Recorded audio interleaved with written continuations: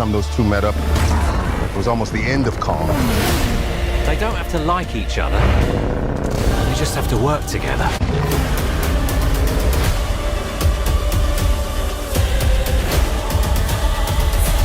Godzilla x Kong, The New Empire is directed by Adam Wingard, and before we get into the synopsis of this movie, I just want to talk about that title for a second, because at least in the last movie, it was Godzilla versus Kong, pretty straightforward, kind of understood what that meant. You had Godzilla, and he was going to fight Kong. That's it. But in this movie, it's Godzilla x Kong, The New Empire, and I guess you could say, okay, well, it means they're going to bring Godzilla back and Kong back. They want the fans to know that. But The New Empire, even after watching the movie, I don't know what that means. You could potentially say it has something to do with some people they find in Hollow Earth, but even then, it's not a new empire, so I don't really know what that means.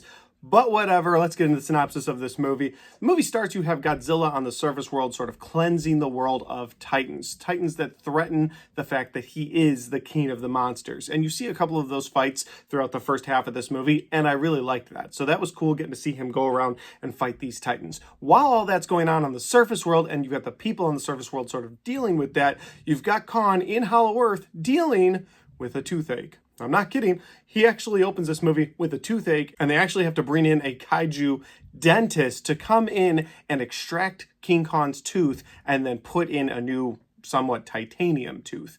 That's a real plot line in this movie. But the other subplot that's going on in Hollow Earth is that you have this once banished Scar King, who is a monkey that rivals King Kong's strength, going up against King Kong throughout this movie, and he controls Shimu. And Shimu is an ice-breathing dragon, I guess the best way I could put it, who rivals Godzilla's strength and once brought about the first Ice Age. So once those two sort of get out of their imprisonment and they make their way toward the surface world, you now have Godzilla and Kong versus Scar King and Shimu. And that is the best synopsis I can give you. I'm leaving out a lot of detail in between because there's some spoilery type stuff, especially if you like big giant monsters. There's some monsters in this thing that I haven't talked about that weren't talked about in the trailers, so I'll leave those out of this review. But that's the best synopsis I can give you. If you're a Godzilla fan and you want to go check this out, well, it is playing in theaters now, and you should go check it out on the biggest screen possible. I saw this in IMAX, and the Godzilla fights were worth it.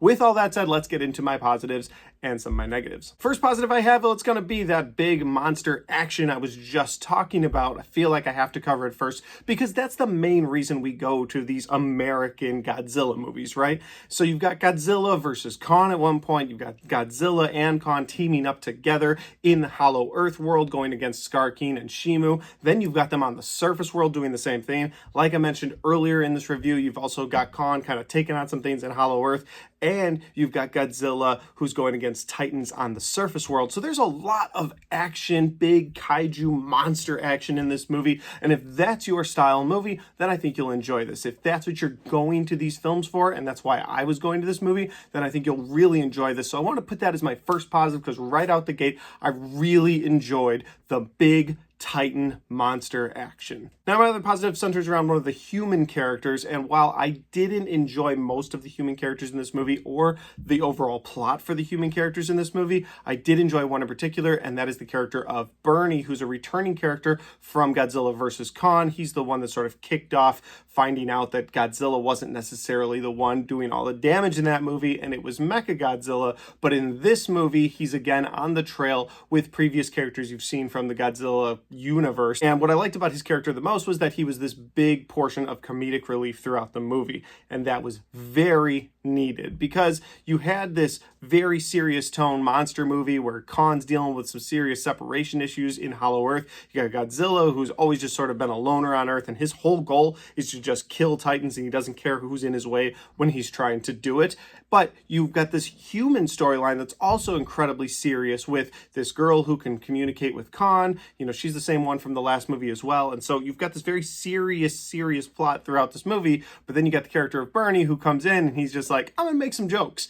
And as an audience member, you really appreciate that. His ability to make you laugh throughout this movie was something that really worked for me when a lot of the other human elements didn't work for me. So I wanted to put him in the positives. And that'll lead me to my negatives. And my first negative for this movie is that there's no real emotional connection to any of the other humans in this movie. Like Bernie's character makes you laugh And so I appreciated that. However, everybody else in this movie is very serious, very somber throughout. There's this whole storyline about the girl from the previous Godzilla vs. Kong movie who can communicate with Kong. She's the last surviving member of the Islanders from Kong's Skull Island. So there's just her left, and you already know her story. You already know she's got sort of a sad story because all of her real family is gone, and now she can communicate with Kong, and she's there for a special purpose, and they reveal that purpose in this movie, but it still doesn't seem very compelling, doesn't feel very emotional. And maybe that was just me. Maybe I was there for the monster fights, and so everything else just sort of fell by the wayside. That is possible, but that was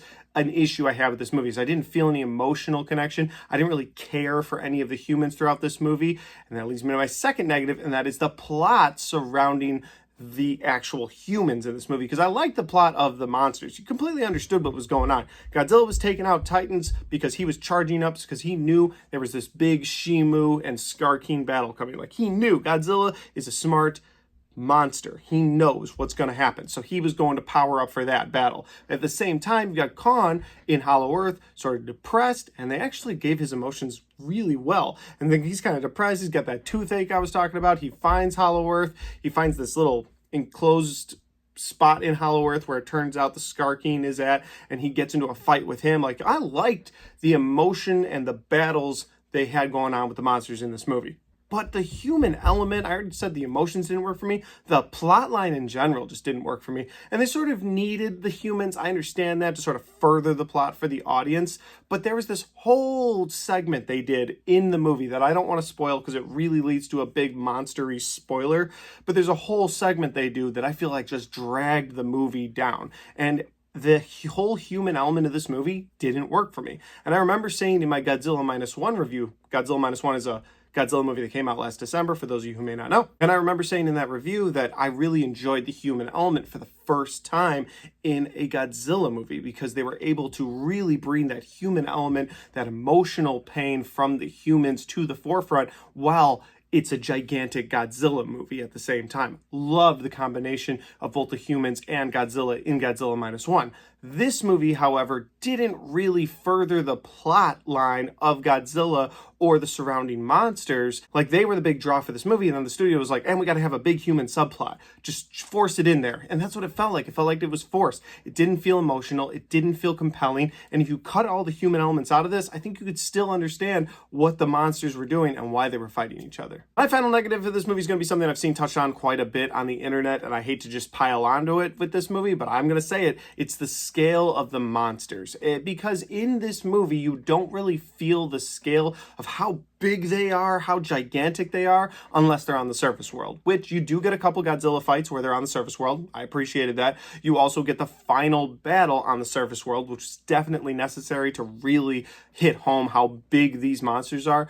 But any of the battles that happen in Hollow Earth, they just feel small. They just feel tiny in regards to their location, because at least on the surface world, you've got the buildings to balance off of. Maybe you've got screaming people running away from the battles. So you're like, okay, I can see how big and gigantic these monsters really are. But when you get to the Hollow Earth, it's just gigantic mountains, other big animals, and then you've got big trees. Like, everything around them is big, and they just feel small on the screen, and it didn't really work for me. I didn't like how small they felt when they were fighting in Hollow Earth. Hollow Earth's a cool place I'd like to explore more in these movies, but just something about the scale of the monsters, they feel like they're as big as you and me. But when you get to the surface world, it definitely works there. So give the surface world a prop, but definitely put in the negative in this column for how small the monsters feel when they're fighting in Hollow Earth. Overall, I'll say that if you're there for the gigantic monster kaiju fights, then I think you'll enjoy this movie. I know I did. I enjoyed the third act of this movie when it just went crazy with monsters fighting each other. That was very enjoyable for me. I took my son to this movie, and he really enjoyed it as well. So I think that will work for you if you're just a Godzilla fan. You're there to watch Godzilla wreck shop. Well, nobody is going to toss Godzilla around, so you will enjoy this movie as well. But if you're there for anything deeper than that, if you're there for the human element, like you maybe have gone to Godzilla Minus One for, or if you're there for some deeper plot with the humans outside of the monster storyline, you're not going to get it. That's unfortunate. That's just the truth. With that said, though, I would definitely recommend this movie if you're a Godzilla fan. If you're not a Godzilla fan, it's not going to really have much for you, so you may want to wait for this thing to stream. But with that said, though, guys, those are just my opinions because that's my review for Godzilla X Kong: The New Empire. Guys, have you had a chance to see Godzilla X Kong: The New Empire yet? If you have, let me know in the comment section down below. Let me know if you liked it, didn't like it, maybe you agree or disagree with me. I love hearing from you guys in the comments, so definitely let me know your thoughts and opinions. And finally, guys, if you like this review and you want to watch more, don't forget to hit the like button because it helps the video, it helps the channel, and it helps me right here. Thanks for watching. I'll see you next time.